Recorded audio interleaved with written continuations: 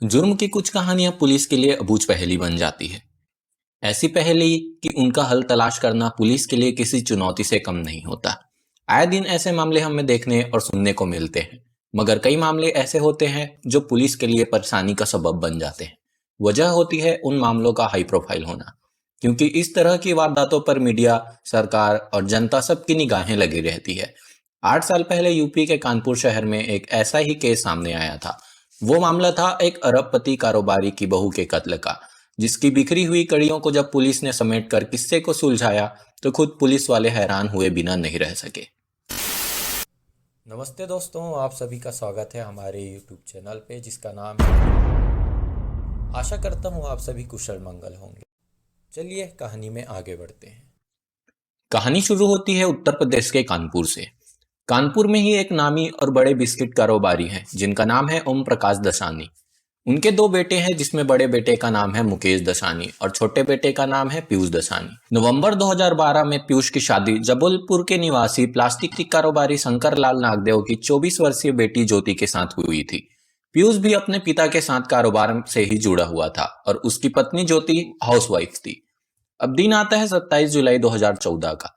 UP की उद्योग नगरी कानपुर उस दिन भी रोज की तरह कारोबार में व्यस्त थी। दोपहर का वक्त था, तभी पीयूष दसानी ने पुलिस को सूचना दी तो पूरा पुलिस डिपार्टमेंट हरकत में आ गया। पीयूष दसानी ने जो बताया था उसके मुताबिक रविवार की सुबह उनकी पत्नी ज्योति ने उनसे बाहर चलकर आउटिंग करने की इच्छा जताई थी और उसी वजह से दोनों पति पत्नी यानी पीयूष दसानी और ज्योति घर से निकलकर घूमते हुए कार्निवल रेस्टोरेंट में लंच करने पहुंचे। लंच करने के बाद दोनों पति पत्नी अपनी होंडा एकॉर्ड कार से घर की तरफ वापस निकल रहे थे। तभी एक सुनसान सड़क पर 2 मोटरसाइकिल पर सवार 4 बदमाश उन्हें घेर लेते हैं। कार के रुकते ही बदमाश पीयूष को कार से बाहर निकालकर उसकी पिटाई करनी शुरू कर देते हैं। साथ ही बदमाश उसकी बीवी पर भी हमला करते हैं और फिर 2 बदमाश पीयूष की कार को छीनकर बीवी समेत कार को अगवा करके ले जाते हैं। उसके बाद बाकी बचे दोनों बदमाश पीयूष को उसी हालत में छोड़कर भाग निकलते हैं। पीयूष मदद के लिए लोगों को पुकारता है और फिर अपने पिता और भाई को फोन करके सारी घटना के बारे में बताता है। बड़ी मशक्कत के बाद एक बाइक वाले ने उसे लिफ्ट दी, जिसकी मदद से पास के पुलिस स्टेशन में वो पहुंचता है। वहां पुलिस वालों को अपना परिचय देकर पूरी वारदात के बारे में बताता है। पुलिस वाले उस वक्त बुरी तरह चौंक जाते हैं जब उन्हें पता चलता है कि शहर के नामी गिरामी कारोबारी की बहू को दिन दहाड़े शहर के बीचों बीच से अगवा कर लिया गया। इसके साथ ही पीयूष ने यह भी बताया कि जब बदमाश ज्योति को अगवा करके ले जा रहे थे तो उसने ज्योति के मोबाइल पर 2 से 3 बार कॉल की। तभी किसी ने फोन कॉल रिसीव की। दूसरी तरफ से ज्योति की तेज आवाज आ रही थी। वो बचाओ बचाओ चिल्ला रही थी। बदमाश उसे गाली देते हुए मारने की धमकी दे रहे थे। इसके बाद फोन कट गया और जब पीयूष ने दोबारा कॉल किया तो किसी ने कॉल रिसीव नहीं किया। इसके बाद पुलिस फौरन हरकत में आती है और पुलिस के तमाम आला अफसर भी चौकन्ने हो जाते हैं। पुलिस के आला अफसर पूरी घटना की तहकीकात में जुट जाते हैं। पुलिस में शिकायत दर्ज कराने के बाद पीयूष घर लौटता है। बहू के दिन दहाड़े अगवा होने की खबर से घर के साथ साथ आस पड़ोस में भी कोहराम समझ जाता है। हर कोई सोच में पड़ जाता है कि आखिर इतने बड़े घर की बहू को दिन दहाड़े अगवा किया तो किया किसने। खबर मिलते ही दसानी परिवार के आवास पर उनके रिश्तेदार और कारोबारी जुटने लगते हैं। पुलिस के तमाम आला अफसर भी मौके पर पहुंच चुके थे। कानपुर के आईजी, डीआईजी और एसएसपी पुलिस से बात करने की कोशिश कर रहे थे। इधर पीयूष का रो रो कर बुरा हाल था। पीयूष और ज्योति की शादी को 2 ही साल हुए थे। पीयूष अगर कानपुर के जाने माने कारोबारी का छोटा बेटा था तो ज्योति भी मध्य प्रदेश के जबलपुर के एक रईस खानदान की लाडली बेटी थी। लेकिन दिन दहाड़े कानपुर से अगवा होने की सूचना मिलते ही जबलपुर में भी हंगामा मच जाता है। इधर पुलिस की जांच और तेज होने लगती है। पुलिस के अफसरों की एक टीम पीयूष के घर पहुंचती है और पीयूष को लेकर उस जगह का मुआयना करती है जहां वारदात हुई थी। पीयूष पुलिस अफसरों को लेकर रेस्टोरेंट से लेकर उस जगह तक जाता है जहां उसे बदमाशों ने घेरा और उसकी पिटाई के बाद उसकी होंडा अकॉर्ड कार और बीवी को छीनकर अगवा हो गए थे। पुलिस अफसरों ने गाड़ी के रजिस्ट्रेशन नंबर को फ्लैश करवा दिया ताकि उसे कहीं पर भी पहचान कर कब्जे में लिया जा सके। नंबर फ्लैश होने के कुछ देर बाद दोपहर करीब 1:30 से 2 बजे के बीच पुलिस कंट्रोल रूम से खबर आई कि जिस कार की तलाश की जा रही थी वो शहर के पिन के इलाके में खड़ी है। गाड़ी मिलने की खबर मिलते ही पुलिस अफसरों की टीम उस जगह पर पहुंची जहां उन्हें गाड़ी होने की सूचना मिली थी। पुलिस की टीम ने कार के पास पहुंचकर जैसे ही कार का दरवाजा खोला तो वहां मौजूद हर एक के मुंह से चीख निकल पड़ी। गाड़ी के भीतर खून ही खून बिखरा हुआ था और कार की सीट पर पीयूष की पत्नी ज्योति की खून से लथपथ लाश पड़ी हुई थी। उसका जिस्म किसी तेजधार हथियार से गोदा गया था। कार में इस कदर खून फैला था कि ज्योति के कपड़े का रंग भी पहचान में नहीं आ रहा था। कार के भीतर की हालत से पुलिस ने अंदाजा लगाया कि हत्या की ये वारदात को हुए ज्यादा देर नहीं हुई है, क्योंकि खून अभी जमना शुरू नहीं हुआ है। कार में खून से लथपथ लाश को देखकर पुलिस वालों के भी हाथ पांव फूल गए, क्योंकि अभी तक जो मामला अगवा का था वो अब कत्ल के केस में बदल चुका था। कार में ज्योति की लाश मिलने की खबर जैसे ही पीयूष के घर पहुंची तो वहां को कोहराम मच गया। रोते पिटते घर में हर तरफ मातम छा गया। पूरे शहर को पता चल चुका था कि अरबपति कारोबारी की बहू का बेरहमी से कत्ल कर दिया गया है। अब सवाल यह था कि अगर ज्योति की किडनैपिंग फिरौती के लिए की गई तो फिर फिरौती की रकम मांगने से पहले ही उसका कत्ल क्यों कर दिया गया।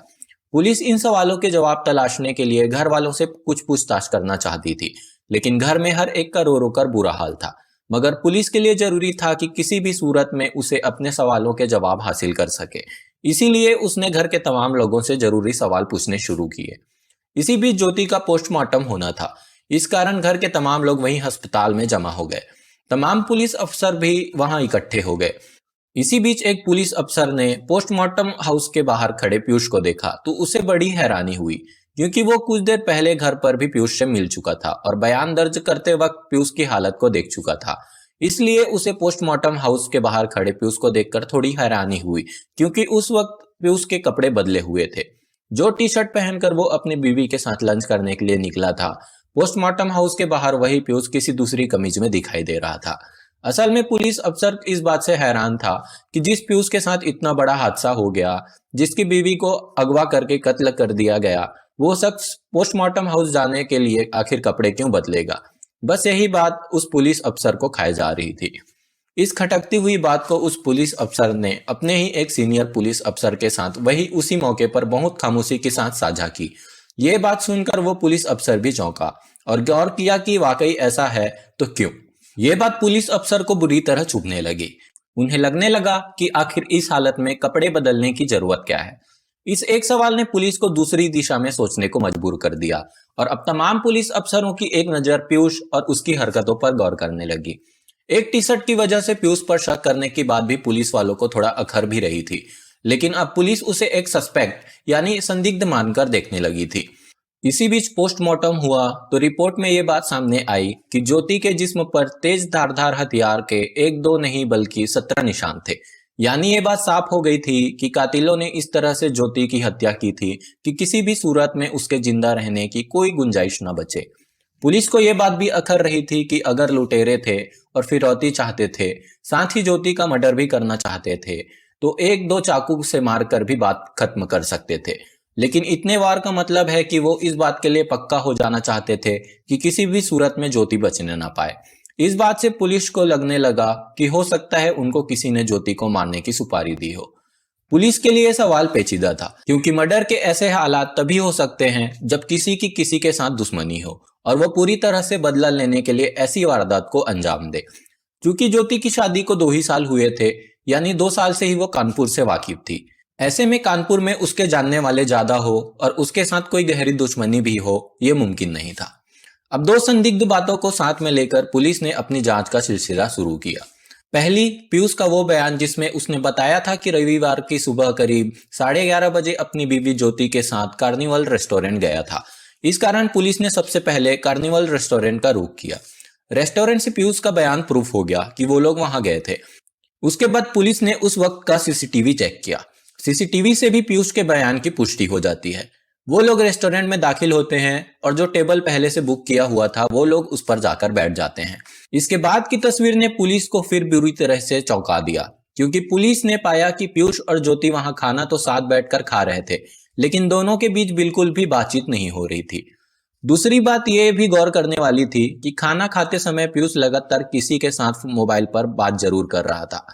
इस बात ने पुलिस को जरूर चौंकाया। इसके साथ ही यह भी पता चला कि खाना खाने के दौरान करीब 15 मिनट के लिए पीयूष टेबल पर नहीं था। इसके अलावा पुलिस को घटनास्थल का भी मंजर चौंकाता है, क्योंकि वह रोड बेशक सुनसान था, लेकिन ट्रैफिक लगातार आ जा रहा था। ऐसे में अगर उस रास्ते पर 2 मोटरसाइकिल पर सवार 4 बदमाश एक गाड़ी को रोककर उसे अगवा कर लेते हैं, तो यह मुमकिन नहीं कि किसी ने यह नहीं देखा होगा। जबकि पीयूष ने बकायदा बयान में लिखवाया था कि बदमाशों ने उसकी पिटाई के साथ साथ उसे धक्का देकर कार से नीचे धकेल दिया और कार लेकर फरार हो गए। लेकिन जब पुलिस ने पीयूष के शरीर की जांच की तो वहां उन्हें चोट का एक भी निशान नहीं मिला। पुलिस के लिए ये बात शक करने के लिए काफी थी। तब पुलिस ने इस मामले में सबूत की तरफ रुख किया और पीयूष की कॉल डिटेल खंगालने का इरादा किया। पीयूष की कॉल डिटेल में यूं तो पुलिस को कुछ खास चीज नहीं मिली, लेकिन एक नंबर जरूर मिला जिस पर पीयूष सबसे ज्यादा और सबसे देर तक बात करता पाया गया। यानी उसके फोन में मौजूद तमाम 500 से ज्यादा नंबरों में से उसी एक नंबर पर उसकी सबसे ज्यादा बातचीत होती थी। और हैरानी इस बात की थी कि उस नंबर पर वो बीते 3 सालों से ऐसे ही बात करता आ रहा था। इसी वजह से पुलिस की दिलचस्पी उस नंबर पर आकर टिक गई।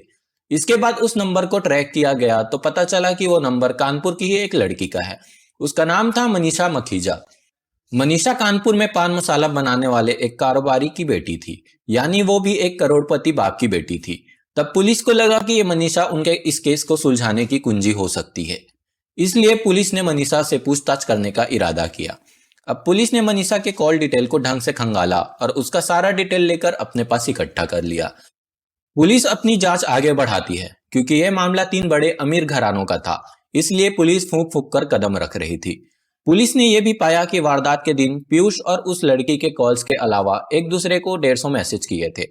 पीयूष की पिछले कई दिनों से सैकड़ों बार उससे बातचीत हुई थी। व्हाट्सएप और मैसेजिंग के जरिए भी दोनों के बीच बातचीत होती थी।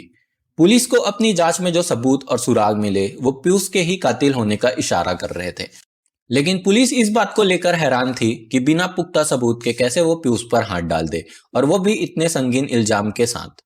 तब पुलिस ने एक दूसरा पैंतरा बदला और पीयूष को ही पूछताछ के लिए थाने में बुला लिया। पुलिस ने यह कहकर पीयूष को बुलाया कि वो ही इस पूरी वारदात का इकलौता चश्मदीद है, इसलिए उससे पूछताछ करना जरूरी है।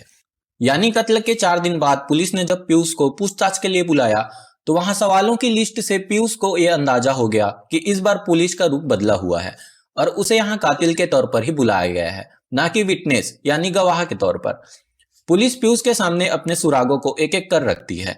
रेस्टोरेंट का सीसीटीवी फुटेज, घटना स्थल के हालात, कॉल डिटेल, मनीषा की कॉल डिटेल और इसके अलावा और भी कई सुराग। हालांकि इसी बीच पुलिस ने पीयूष और ज्योति के बीच के रिश्ते को खंगालना शुरू कर दिया था और पुलिस के हाथ ऐसा बहुत कुछ लग चुका था जिसके आधार पर बात की जा सकती थी, क्योंकि पुलिस को यही अंदाजा था कि इन दोनों पति पत्नियों के बीच के रिश्तों में पति पत्नी और वो वाली कहानी छुपी हुई है। थाने में हुई पूछताछ के दौरान पीयूष अपने पुराने बयान पर ही कायम रहा और इसके आगे उसने बिल्कुल भी मुंह नहीं खोला। तब पुलिस ने अपना पैंतरा बदला और मनीषा को भी पूछताछ के लिए बुलवा लिया, ये कहकर कि दोनों के बीच दोस्ती अच्छी है तो एक दूसरे की कोई मदद हो जाएगी। पुलिस ने पहले तो अलग अलग और फिर एक साथ आमने सामने बिठाकर पूछताछ करनी शुरू की। साथ ही दोनों की कॉल डिटेल के साथ साथ उनकी तमाम चैट्स भी उनके सामने रखकर उन्हें ही उनका सच दिखा दिया। पुलिस के सामने अपने निजी रिश्ते का राज खुलते ही दोनों के चेहरे के रंग बदलने लगे और तब पीयूष पुलिस के सामने टूट गया और उसने कत्ल का सारा राज पुलिस के सामने खोल दिया। पीयूष ने खुद पुलिस के सामने कबूल किया कि उसने पहले जो बयान पुलिस को दिए थे वो एक मनगढ़ंत कहानी थी। बाइक पर सवार 4 बदमाशों का आना सिर्फ एक झूठ था। दरअसल पीयूष की शादी बेशक उसके परिवार के लोगों की मर्जी से जबलपुर की ज्योति से हुई थी, लेकिन पीयूष असल में मनीषा से प्यार करता था और दोनों शादी भी करना चाहते थे, लेकिन घर वालों की मर्जी के खिलाफ दोनों जाने की हिम्मत नहीं जुटा पा रहे थे। तब पीयूष की शादी घर वालों ने ज्योति से तय कर दी और पीयूष ने यह रिश्ता मंजूर भी कर लिया था। ज्योति से शादी के बावजूद पीयूष कभी उसे अपनी बीवी के तौर पर नहीं रख सका। घर वालों के सामने वो दोनों पति पत्नी के तौर पर ही रहते थे, लेकिन असल में दोनों पति पत्नी के तौर पर नहीं रहते थे। इस मामले की जांच पड़ताल के दौरान पुलिस के हाथ ज्योति की एक डायरी भी लगी थी, जिसके मुताबिक ज्योति और पीयूष दसानी का रिश्ता शादी के पहले दिन से ही ठीक नहीं था। पीयूष ने उसे कभी पत्नी का दर्जा नहीं दिया था, लेकिन वो परिवार की बदनामी के डर से यह बात किसी को नहीं बताती थी और हमेशा पत्नी की भूमिका निभाती रही थी। ज्योति ने डायरी में पीयूष पर उसे मानसिक रूप से प्रताड़ित करने का भी आरोप लगाया था। पीयूष किसी भी सूरत में ज्योति को अपनी पत्नी मानने को राजी नहीं था और मनीषा से दूर रहना उसे अब गंवारा नहीं था। ऐसे में पीयूष और मनीषा ने मिलकर ज्योति को रास्ते से हटाने का प्लान बनाया। वो सोच रहे थे कि ज्योति को हटाते ही दोनों के बीच का कांटा हट जाएगा और फिर दोनों हमेशा हमेशा के लिए एक हो सकते हैं। तब पीयूष ने इस पूरे मामले को किडनैपिंग का रंग देने के लिए मनीषा के ड्राइवर अवधेश और नौकर रेनू को साजिश में शामिल किया। उन दोनों को इस मर्डर के लिए सुपारी दी गई थी और तय तारीख को उसने सुबह से ही ज्योति को आउटिंग पर ले जाने के लिए कहना शुरू किया। अपने पति का मूड अच्छा देखकर ज्योति ने लॉन्ग ड्राइव पर चलने की जीत की। थोड़ी नानुकुर के बाद पीयूष मान गया। इसके बाद उसने लॉन्ग ड्राइव पर जाने के लिए ड्राइवर अवधेश को बुलाया। उसके साथ रेणु कनौजिया भी कार में सवार हो गई थी। अवधेश कार चला रहा था, रेणु उसके बगल में बैठी थी, जबकि पीयूष और ज्योति पिछली सीट पर बैठे थे। इसी दौरान अचानक अवधेश ने कार रोकी और फिर तीनों ने मिलकर पहले ज्योति का गला घोंटा और फिर चाकू से ज्योति पर एक के बाद एक 17 वार कर डाले। फिर पीयूष, अवधेश और रेणु कार को वहीं छोड़कर निकल गए और उसके बाद पीयूष ने सारा नाटक फैला दिया। पीयूष ने पुलिस के पास जाने से पहले सारे सबूत मिटा दिए थे। पीयूष की टी शर्ट बदलने वाली एक गलती ने उसे पुलिस के सामने संदिग्ध बना दिया और उसे सलाखों तक पहुंचा दिया। असल में उसकी टी शर्ट में ज्योति के खून का एक छींटा पड़ गया था, जिसे छुपाने के लिए पीयूष ने टी शर्ट बदली और उससे यह गलती हुई। पुलिस ने यह भी बताया कि जब पीयूष रेस्टोरेंट में 15 मिनट के लिए टेबल से गायब हुआ था, तो उस दौरान वो मनीषा के ड्राइवर अवधेश से मिलने गया था, जो रेस्टोरेंट के बाहर उसका इंतजार कर रहा था। इस मामले का खुलासा होने के बाद पुलिस ने सभी आरोपियों को गिरफ्तार कर जेल भेज दिया था। इस मामले में करीब 6 साल तक पीयूष की जमानत याचिका कई अदालतों से खारिज होती रही। इसकी एक बड़ी वजह शायद ये भी थी कि यह मामला काफी लंबे समय तक मीडिया की सुर्खियों में बना रहा। लेकिन लंबे इंतजार के बाद हाई प्रोफाइल ज्योति हत्याकांड के मुख्य आरोपी पीयूष दसानी को इलाहाबाद कोर्ट से जमानत मिल गई, जबकि पीयूष की गर्लफ्रेंड मनीषा मखीजा को पहले ही बेल मिल चुकी थी। पुलिस ने महज 4 दिन में ही इस मर्डर केस का खुलासा कर दिया था। और यह थी आज की पूरी कहानी। आशा करता हूं आपको कहानी पसंद आई होगी। मिलते हैं अगले कहानी में।